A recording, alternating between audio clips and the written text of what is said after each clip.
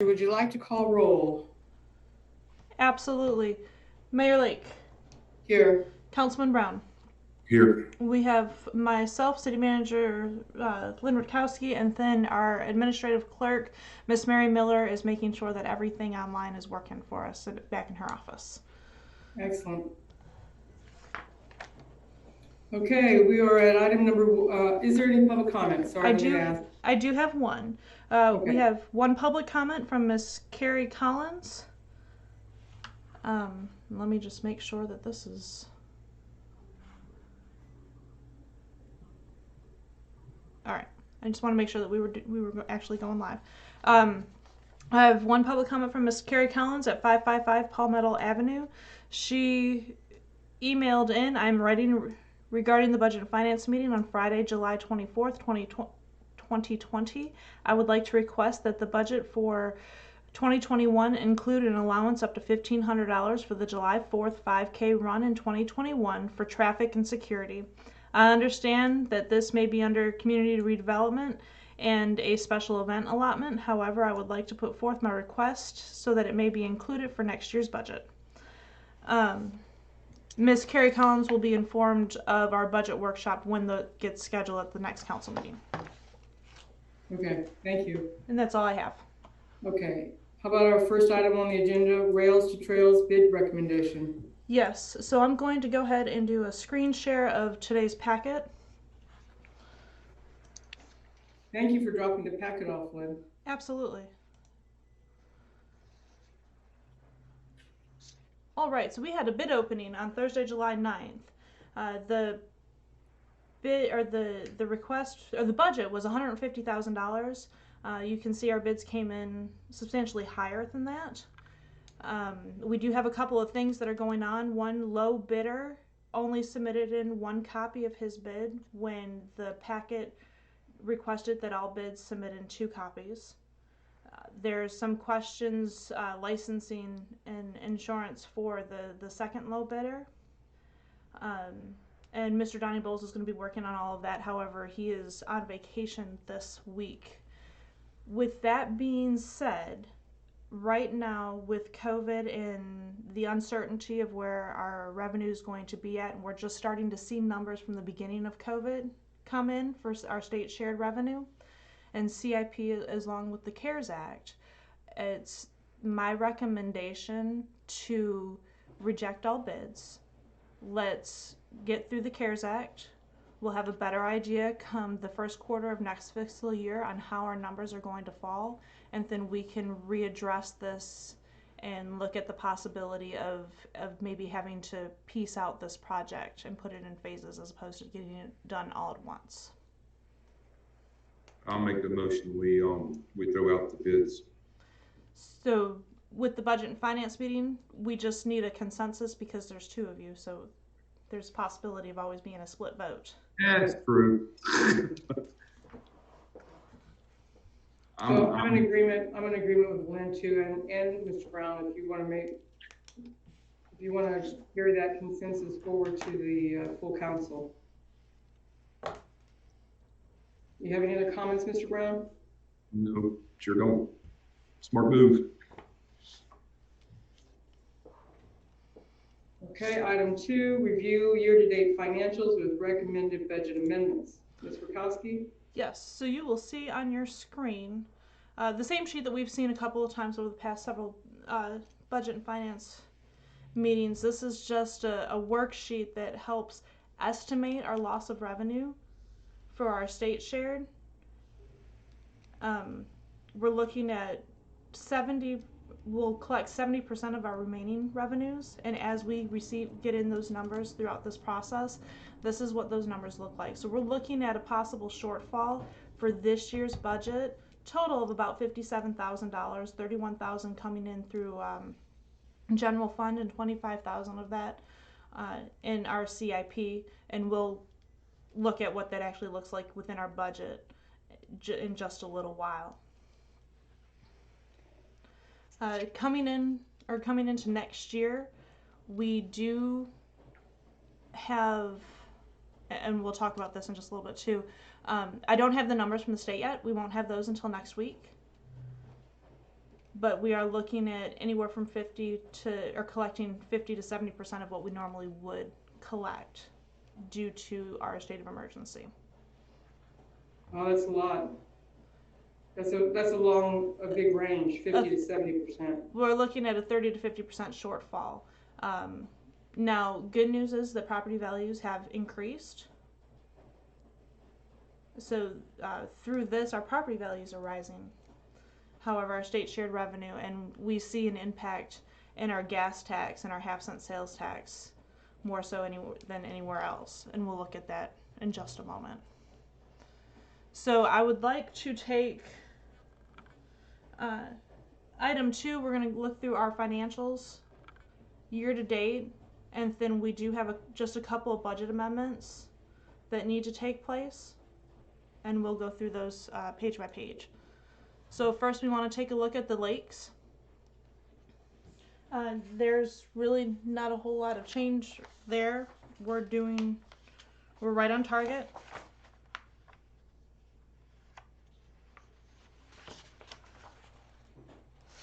We currently have $41,000 in our lakes account, and that's because we have not made the transfer this year. We'll be making transfers the end of July, beginning of August, to bring that back up to $50,000 minus what we've spent already. Are there any questions? Do we necessarily have to transfer money into the lakes? Could we keep it in general fund? Absolutely. So if we do have a shortfall, rather than shifting money to the lakes account, we could keep it in general fund. Is that correct? That's absolutely correct. And we can, as we go through the general fund, if that's a consensus, an amendment that the Budget and Finance Committee would like to recommend as a budget amendment to the council, we can absolutely do that. What do you think, Mr. Brown?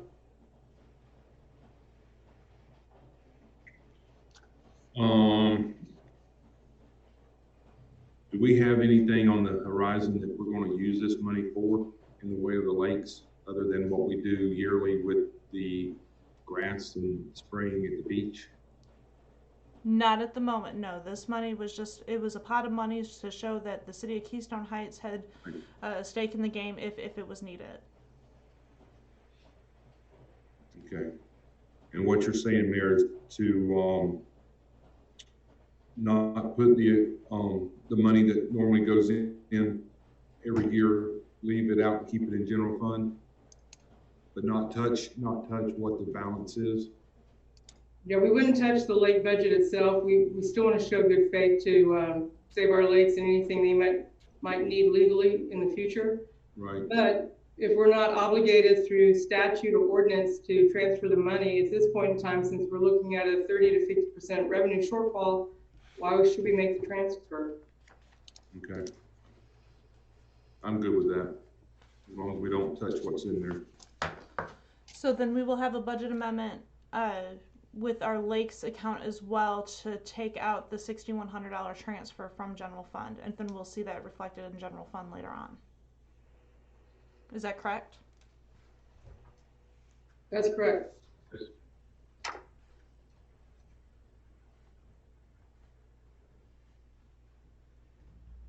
All right. Any other questions regarding the lakes account? No, ma'am. All right, moving on to cemetery. The cemetery, we're in good shape here. We have started our designing process for our columbariums and ossuariums, I think is the appropriate way to say that. Hopefully we'll be starting to see quotes come in for the next council meeting. However, we are doing well. Is there any questions regarding our cemetery at this time? Mr. Brown? I just want to thank the public works staff, even though we haven't had inmates for several months, that cemetery still looks good, and our public works is really busting their tails to keep everything looking good in our city and in our cemetery. So I'm just thankful we got good staff that takes care of all that. Yeah, ditto. They are doing an amazing job. Yes, they are. All right. We're moving on to CRA. Moving on to CRA. The yellow highlighted items are where we're going to start seeing some budget amendments. CRA, we're in fantastic shape as it is. As you've heard throughout the last couple of years, we're playing catch up on a deposit that was, or a transfer that was missed 2 years ago, as far as the city increments. And so you'll see that up here at the highlighted yellow. We're moving in $19,000 plus our $22,000 that we're allocated for this year. The county, it looks like they're playing catch up as well because we have an additional $21,000 in our pot. So that will be our two budget amendments, and then moving down to the third highlighted item is the aesthetic grant, which is monies that we're going to use for beach renovation. That's good because we're gonna need it on the backside of this road construction. Yes. Yes, we are. So are Any there, questions, Mr. Brown? No, I'm good. Okay, so we have the three budget amendments there for the CRA. and then a line change, a line name change for the down in our expenditures. On the second page, It should be right here. Well, I've combined those for the capability of sharing the screens for this document, so it's right here on this. okay. But it should be on it should be on your second page. Yes. I'm good with all that. Are there any questions regarding our CRA? I have one, I just glanced at, is the Lions Club event, is that the booth behind the boulevard thing? Yes. Okay, are we still doing that here? Well, that was last year's Boo on the Boulevard, not the future, because our calendar year ends before we fund that again. So we'll talk about that in the future budget and finance meeting about whether we fund that. Okay, that was my question.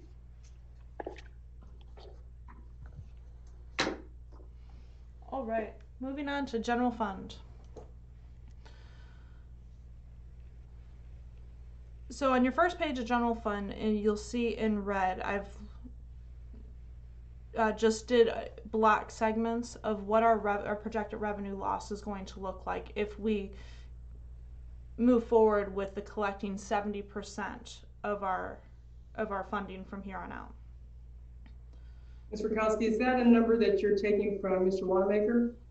Are you getting that number from the county? This was a projected from Mr. Wanamaker's team. This was Mr. Price. And we are just now starting to see our revenues come in from the state, and they're looking to be a little accurate. This is probably a little bit more cautious than what we need to be at this time, but this is just to give a perspective. Again, our state shared revenue comes in about 2 months behind. So we just received monies. Let me find my documentation.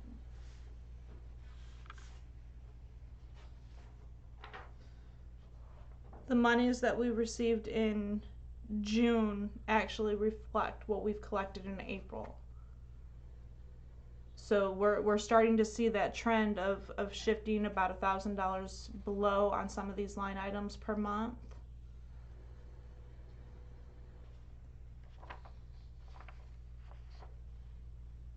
So instead of receiving the budget amount, the 594, you're looking at collecting 573, is that correct? Yes. So not horrible, but still an impact. And we'll, as we move through our general fund, we'll see to where, some of these, like, we're looking at possibly a shortfall of up to $21,000 within our general taxes. However, we've collected more permitting fees due to development inside the city limits. So it's not as much of a shortfall overall as we would anticipate. Okay. So our biggest impacts are going to be for our income under taxes, as well as our state shared revenues. We're looking at a deficit of about $31,000. Okay. Have you had a chance to develop an accurate picture of the impact of consolidating the city clerk and city manager position and what savings we get there? Not at the moment, because we'll be looking at additional staffing to pick up some of those responsibilities that were divided out between the city clerk and the city manager. So quite frankly, it's a lot for one individual to do, and so I'll be adding on a part-time position. Okay. And we're looking at some staff changing internally right now. So I'm not entirely sure. I'll have a better snapshot come the middle of August on what that's going to look like. Okay, perfect. Are you on page 2? Page 2. So this is where this is what I was talking about at the end of page 1.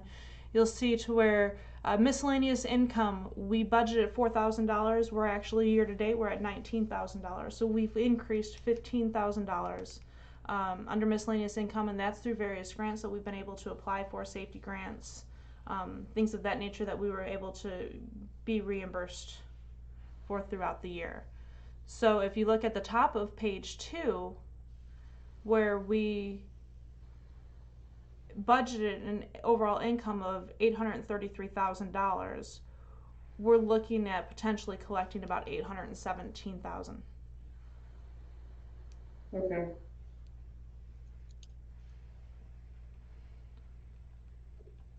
Now going on into our expenses, there's a couple items that I want to highlight.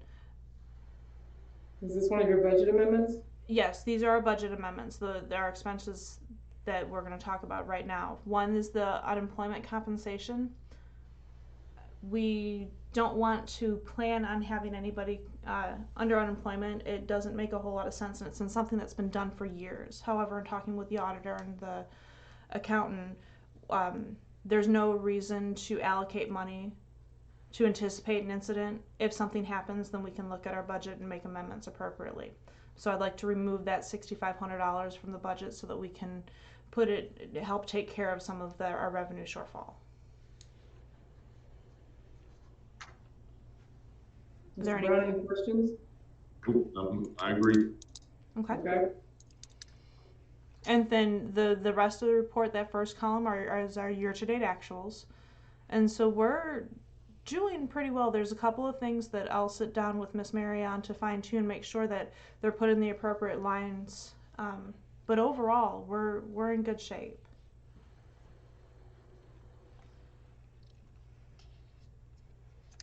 So are there any questions on page 2? No, ma'am. All right. Moving on to page 3. This is where we'll see our second budget amendment, and we saw this earlier in the community redevelopment budget. The $19,000 that we need to put into our community redevelopment, that's not going to be taken necessarily out of our income from this year, but needs to be taken out of our reserves, because that was money that was owed the community redevelopment budget years prior. So we, instead of transferring it, we just collected it and kept it in our reserves. Okay, so I'm okay with that. All right. Are there any other questions about the year-to-date actuals or where we're standing for page 3? Again, we're looking at pretty good shape.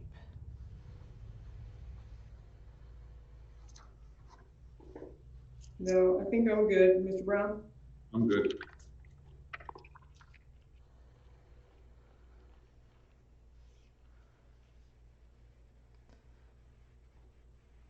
Moving on to page 4.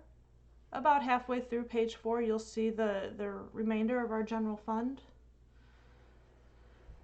Carrying that line through of down at the bottom, or halfway through, where it says total expenses of $833,000 that still we're anticipating, minus what we're going to save with staffing, the combining of the city clerk and city manager position. So quite honestly, I believe that we're in really good shape.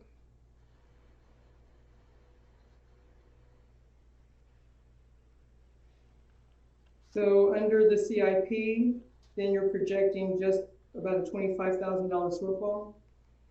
So under the CIP, yeah, we're looking at 28,000 coming out of our state income. However, due to the interest rate that Mr. Cornegay negotiated at the beginning of the year, we're looking at only a $25,000 shortfall. Now, most of the monies, most of the monies that we've spent so far in our CIP has been a carryover from last fiscal year. The project of the 2 intersections in Patty Street carried into this fiscal year, and so those monies weren't spent last year. So I say all that to say, moving forward with Azalea Place will still be in good shape because we did not spend the monies that we were allocated last year. Okay.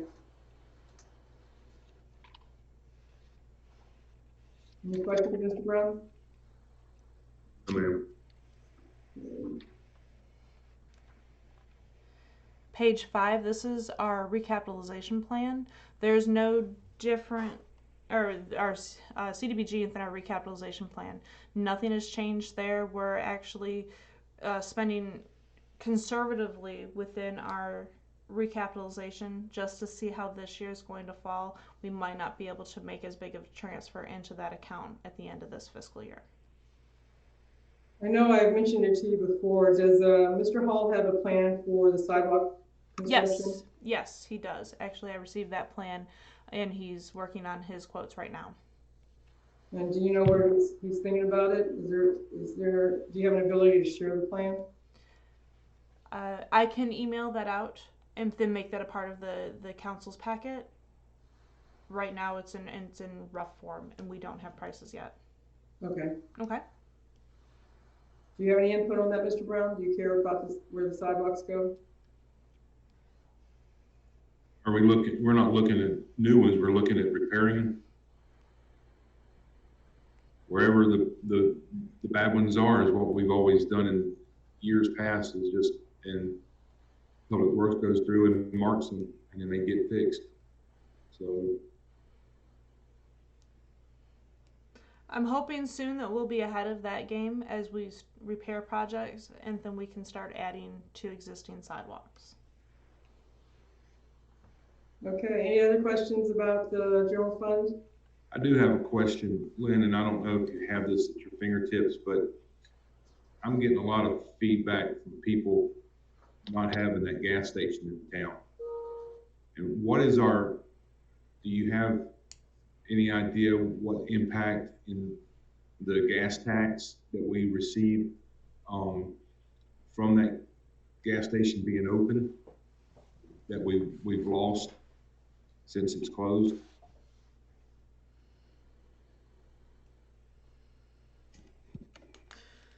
So I can tell you the last 3 months for our local option fuel tax, we have, in April we received $8,300, May we received $8,800, and June we received $7,200. Those are the last 3 months that I've pulled.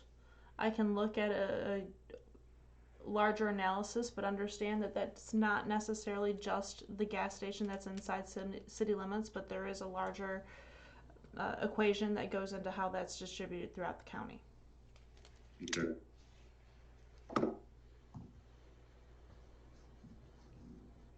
Is there a property in your mind, Ms. Lynn, where a gas station should go? Yes, they're both private properties, and I don't know if one is still for sale or not.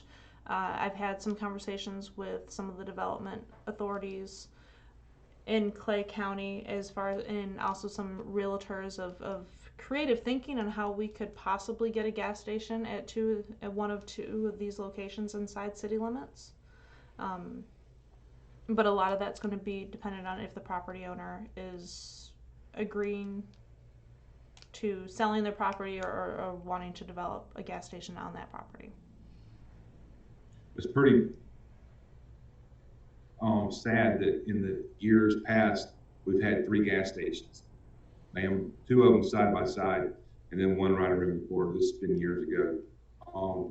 We had the Morton's there at the corner where the Dunkin' Donuts is. We had the Shell station where the one I'm talking about right now, and then where the Quick Lube used to be a Gulf station. And we weren't that populated back then, and now we are. I mean, I'm riding around right now on empty that I have to go out of Keystone to go get gas. And so I think we as a city really need, like you're already talking about, Lynn, we need to try to pull somebody in here to get us a decent gas station. I mean, I know we're not huge, but they're putting wall walls all over Gainesville, and that's Gainesville. And but I mean, it would be nice to have a Wawa or anything that it would give us an opportunity to have that we don't have to go out of town to get gas and everything. So I commend y'all for doing what you're doing, but I'm hoping that, like you said, these property owners might combine and have a big enough piece of property. And that's what we're looking at right now. The struggle is that a Wawa or a gas station of that size requires a minimum of 3 acres, and we just don't have a 3-acre parcel that within city limits on our main intersection, and it's just not there. And it doesn't matter how much creative thinking you have. There's already developments that are in place, businesses that are there that we just can't combine to create that size of a lot. Now there's potential opportunity for smaller gas stations to come in, but it still requires a partnership between a couple different entities and a little bit of creative thinking. Right. So on to agenda item number 3, the projected revenue loss for fiscal year ending 2021. So I'm going to stop my screen share at this time because I don't have a worksheet. This is just, the next 2 agenda items are just conversation. Like I said, the state shared revenue, our budget, our estimated revenues will be coming out next week, so I don't have an idea of what that's going to look like. We're looking at the potential to have maybe a 30 to 50% loss of revenue on some of our line items. I'll have a better idea, an understanding of what that's going to look like come the council meeting. But I can tell you that we received our estimated property value, and that is exciting news because, like as I stated earlier, property values have went up. And so that would be item 4, your recommendation in terms of setting the millage.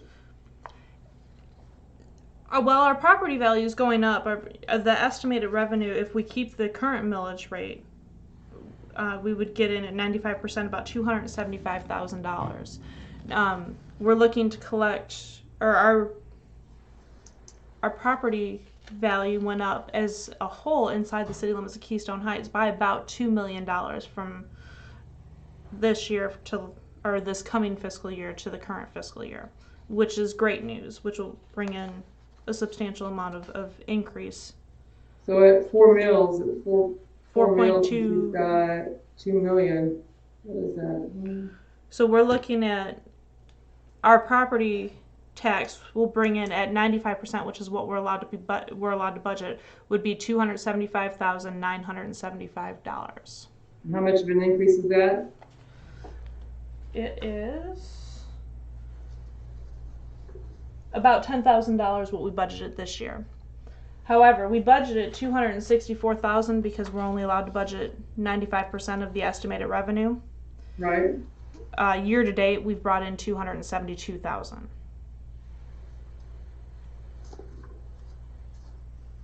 Mr. Brown, do you have, well, let me ask Ms. Rakowski, what are you proposing in terms of millage? Are you proposing to keep it the same?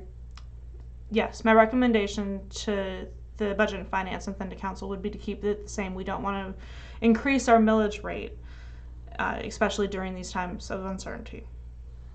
Mr. Brown, what do you think? Totally agree. Totally agree.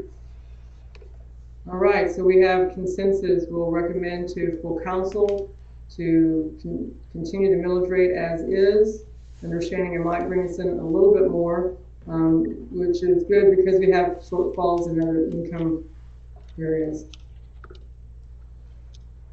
And quite honestly, I think that as long as we're very conservative with our spending, that we'll come out just fine. I agree. All right, anything else to the good of the order, Mr. Brown? Any other comments? I have nothing. All righty then. You have a Gator shirt on. You're representing. Yep. Go Gators. Go Gators. All right then. Seeing no other business before Budget and Finance, I adjourn the meeting. Thank you. Thank you. Thank you.